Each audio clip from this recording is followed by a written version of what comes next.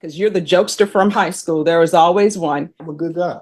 No, you're not. I just got caught in the wrong position, No, you didn't. I didn't do nothing wrong. This is Brandon McCaskill. He's standing in court, charged with unauthorized use of a vehicle, which is a felony in Texas. Despite the seriousness of the charge, he doesn't seem very worried about what could happen next. Yeah, and what's the lettering on the side of your face? Some sale cards and detail cards. Oh, but not this one, because this one was stolen. Where's your detail shop? I don't have one. I'm starting this from the ground up. I'm mobile. I'm a mobile detailer. Oh, yeah? Tire shine, shit like stuff like that. Excuse my cussing. Children are supposed to be proud of their parents, right? She is proud of me though. Yeah, she doesn't know what you're up to. Stuff, All right. Stuff happens. It happens. No, it doesn't. There's no help for you. This is the start of This marks the beginning of McCaskill's court hearings. He's accused of taking someone else's car, but before anything even begins, there's already a problem. He's late to court.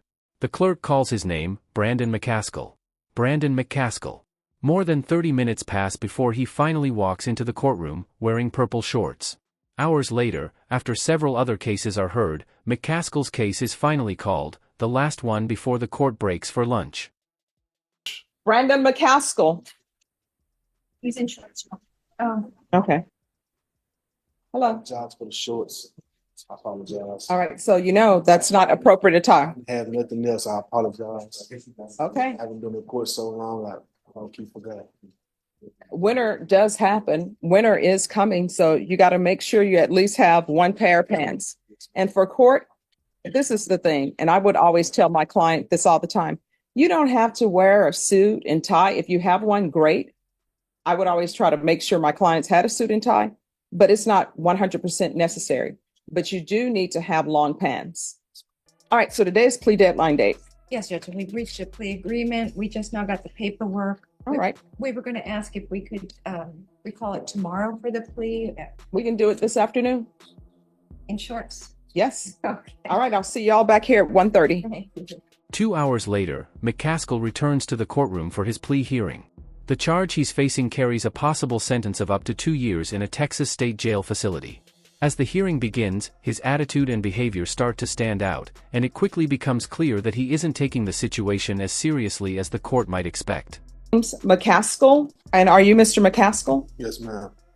Is there an application in this case? Yes, for probation, for community supervision. Did you understand you're charged with the offense of unauthorized use of a vehicle? That's a state jail felony. Range of punishment is anywhere from 180 days up to 2 years in the state jail facility and up to a $10,000 fine. Did you understand? If you have a plea with the state, the court does not have to follow your plea. If for any reason the court does not follow your plea and gives you more than you bargained for, the fact that you entered a plea will not be used against you and you will be allowed to withdraw your plea. Did you understand? According to the plea, punishments be assessed at 2 years in the state jail facility. State recommends community supervision. There's to be restitution, if any, to Miles Brown. Did you understand that to be the plea? Yes, ma'am. Defense? Is that the plea? Yes, Your Honor. State? Is that the plea? Yes, Your Honor.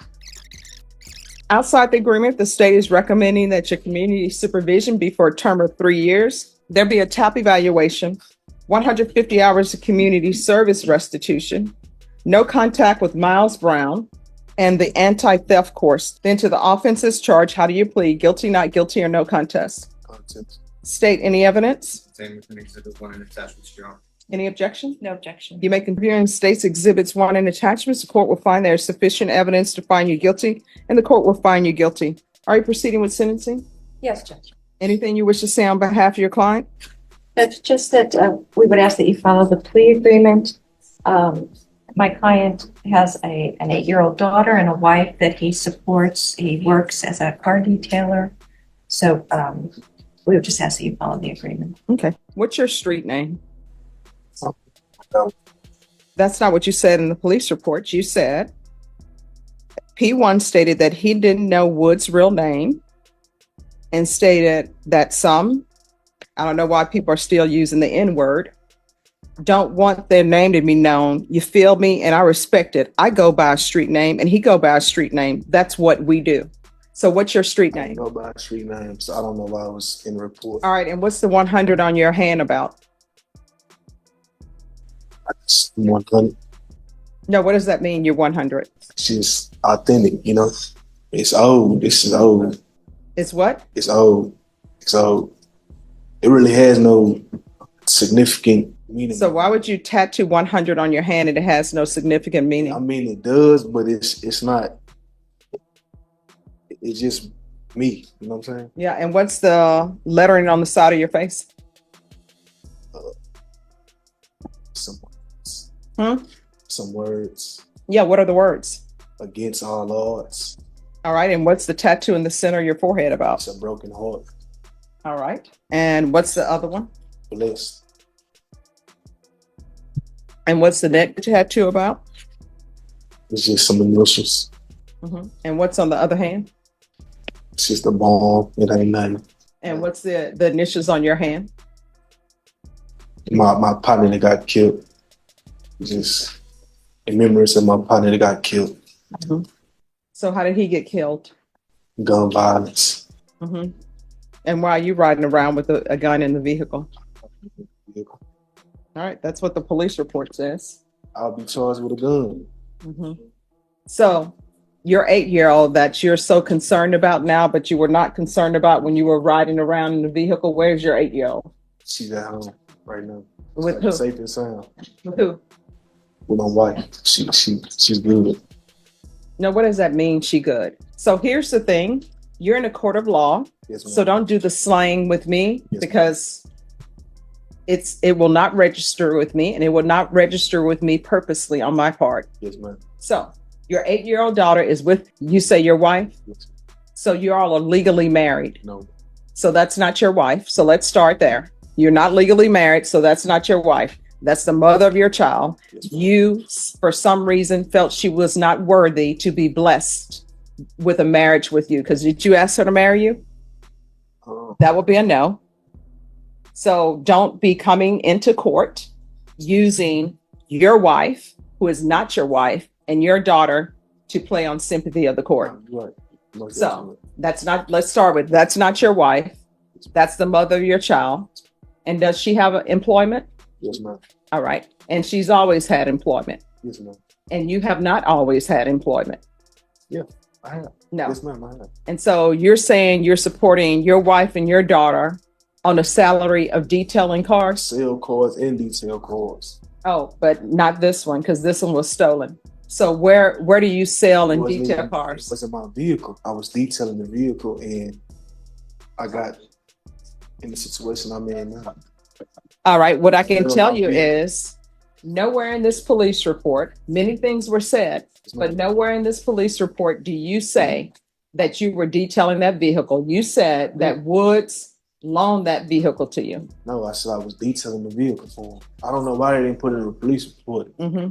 but we always had them type of technicalities. So you detailing a vehicle for a guy, according to you, Yes, ma'am. that you met at the Bear County Jail.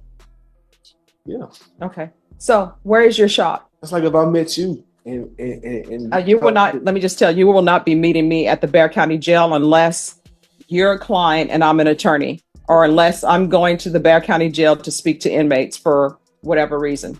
So where's your detail shop? I don't have one. I'm starting this from the ground up. I'm mobile. I'm mobile. Yeah. I'm a mobile detailer. As the questioning continues, Judge Boyd begins to notice that some of McCaskill's explanations don't quite add up. The more she listens, the more it becomes clear that the story he's telling may not match the details in the case. To the other place, are you just going to somebody's home and using their water and their soap and saying you're a detailer? Well, unless like I go to a car wash and I do my thing there, you know, I vacuum the car out, tire shine, shit like stuff like that. Excuse my cussing. Yeah, I'm over detailing though. That's not detailing. I do that to my own vehicle. I vacuum it out. Use purple power, stuff like that. Oh, yeah. You know? Yes, that's something. detail- Yeah, that's detail something you can product. buy from any store. Tough stuff. Yeah. All right. I mean, we got to Any- start somewhere, right? Sure. And let's hope it's not at the Bexar County Jail meeting people that we don't know their names, because we don't do that. We just have street names. Deputy Laura, I don't have a street name. When people see me, they call me Stephanie Boyd. Her name is Judge. Yeah, okay, that should be my street name, Judge. All right, this is what the court is going to do. Court is finding you guilty. Court is going to sentence you to 2 years in the state jail facility, suspended and probated for 3 years. There's going to be a TAP evaluation. If you're drug tested today, what are the results going to be? Probably be negative, you know, but I'm not. When you say you'll probably be negative, why do you think it's just probably? I mean, it's been a little minute since I smoked, but Smoked what? you know. All right, you're not allowed to smoke on probation or drink alcohol. Yes, ma'am, I know that. I know that. You won't have no type of issues like that with me at all. Period. There's going to be 120 hours community service restitution. I'm going to order parenting classes. There's going to be proof of employment. Yes, ma'am. There's to be no employment as a home health care provider or with minors. There's to be no unsupervised contact with minors until further notice. All right, we can go off the record. So you have a daughter, correct? This is what you need to ask yourself, because children are supposed to be proud of their parents, right? She is proud of me though. Yeah, she doesn't know what you're up to. So this is what I'm going to say to you. You need to look at yourself honestly in the mirror and ask yourself, would you want, with the baggage you have right now and where you are in your life, if your daughter were of age, would you want her to bring you home to meet her parents? Yeah, I know the answer is no. So if the answer is no, you know what that means? She is not proud of you right now. You are presenting a picture of yourself to her that is not true. I don't know anybody who would be proud. Oh yeah, my father is taking some car from some guy named Wood. Oh, my father is smoking. Oh, my father is tattooing his body up with things that mean nothing, like the 100. I'm fine. Here's the thing. I'm fine with people having tattoos. That's fine. People can have tattoos, but if you're going to have tattoos, at least let it have some meaning. You understand? And until you can say you would be so happy that your daughter would bring a guy like you on paper home to meet her family, until you can honestly say that. I'm a good guy. No, you're not. You're committed. So you're telling this court that you would be happy and proud of your daughter to bring somebody home who has felony charges. I mean, all right. Stuff happens. It happens. No, it doesn't. All right. There's no help for you. But here's the thing. You cannot have unsupervised contact with minors. So you know what that means? That means for your child to have contact with you, somebody else needs to be present, an adult who is thinking and looking out for her, because you're not. I just got caught in the wrong position, you know. No, you didn't. I didn't do nothing wrong, man. You know what? Turn and look at your attorney. Ask her how many times she's been caught driving a car illegally. You know what? Ask the deputies. Deputy Laura, how many times have you been charged with unauthorized use of a vehicle? Vashawn, do you have in your past an unauthorized use of a vehicle that you've done probation for? Zach, have you been at the Bexar County Jail staying there because you've been arrested for an offense? If I say yes, will you lawyer? Yeah. See, that's no. Your attorney hasn't been at the Bexar County Jail. And you're telling me with a straight face, jokingly, because you're the jokester from high school, there was always one. You're telling me with a straight face that you would be proud of your daughter to bring you home. And you know what that's saying? The people in that box? No. You see the people over in that box? Some of them have unauthorized use of a vehicle. So what you're telling me is, if any one of those guys, if your daughter were an adult, you would be proud for her to bring any one of them home. Yeah, that'll be a no. Thank you very much. Change your life. Yes, ma'am. That day, McCaskill leaves the courtroom with probation instead of jail time. But the story doesn't end there. Court records later reveal that just a few months afterward, he's accused of committing the same offense again, unauthorized use of a vehicle, while still on probation. Prosecutors now want his probation revoked.